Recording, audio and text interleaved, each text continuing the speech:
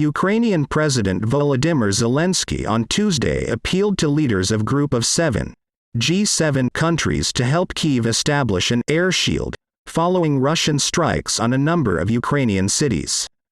Zelensky said, "Millions of people would be grateful for the shield."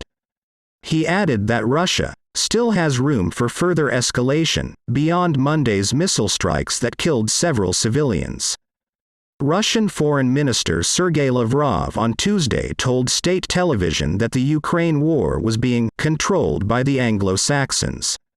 "It seems to me that the Americans have been participating de facto in this war for a long time," said Lavrov. He also refuted White House National Security spokesman John Kirby's claim that Russia had refused talks with the U.S. External Affairs Minister S.J. Shankar on Tuesday said, "We had a 2.5 very difficult years in our relationship with China." He added, "It included the first bloodshed we've had on the border after 40 years and where we actually lost 20 soldiers." He also said, "But my endeavor has been to keep the communication lines going."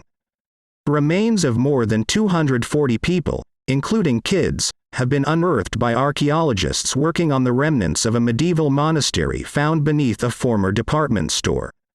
The discovery was made under the old Auchie White building in Haverfordwest, Pembrokeshire. According to archaeologists, the ruins are from St. Saviour's Priory, founded by a Dominican order of monks in about 1256.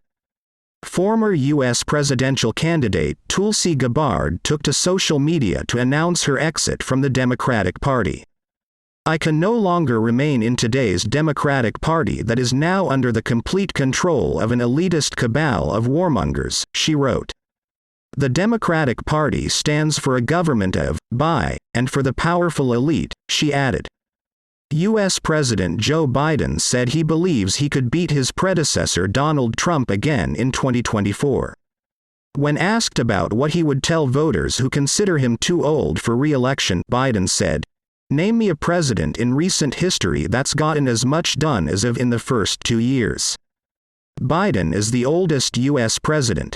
A biscuit contains the codes, known as gold codes, by which the U.S. president can identify himself and authorize the use of nuclear weapons. A biscuit is about the size of a credit card.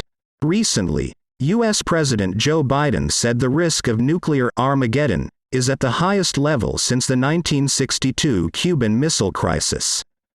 Secretary General of NATO Jens Stoltenberg on Tuesday said the military alliance will carry on with its nuclear exercises, dubbed Steadfast Noon, next week, despite threats from Russian President Vladimir Putin. The exercise is held annually and goes on for about a week. The exercise involves fighter jets which can carry nuclear warheads, however, no live bombs are involved. NATO chief Jens Stoltenberg on Tuesday said he believes that Russia's missile strikes on Ukrainian cities on Monday were a sign of weakness, as Russian forces are unable to make progress on the battlefield. While Russia is increasingly resorting to horrific and indiscriminate attacks on civilians and critical infrastructure, President Putin is failing in Ukraine, Stoltenberg stated. The United Nations Security Council, UNSC, will become irrelevant if it is not reformed, said External Affairs Minister S.J. Shankar on Tuesday. India has long demanded the Security Council be reformed and has also demanded a permanent seat in the UNSC. "Well, it's a hard nut, but hard nuts can be cracked," said J. Shankar when asked about reforming the UNSC. Iran on Tuesday intensified its crackdown on protesters in the country's western Kurdistan province, with reports of police firing in Sanandaj city. Female protesters in Iran are agitating against the death of 22-year-old Mahsa Amini, who was allegedly assaulted by the police over an improper hijab. The U.S. and Amnesty International have criticized the violence against demonstrators. Police in North Macedonia have detained 44 Syrian migrants, including 14 minors, who were discovered hiding inside a truck near the southern border with Greece, authorities said on Tuesday. The truck driver was arrested on suspicion of having links with a migrant smuggling ring. The migrants were found inside a specially constructed hiding place within the truck, as per local authorities. A 12-year-old Palestinian boy on Monday succumbed to gunshot wounds inflicted by Israeli soldiers during an army raid in September on a refugee camp in West Bank, Palestinian officials said.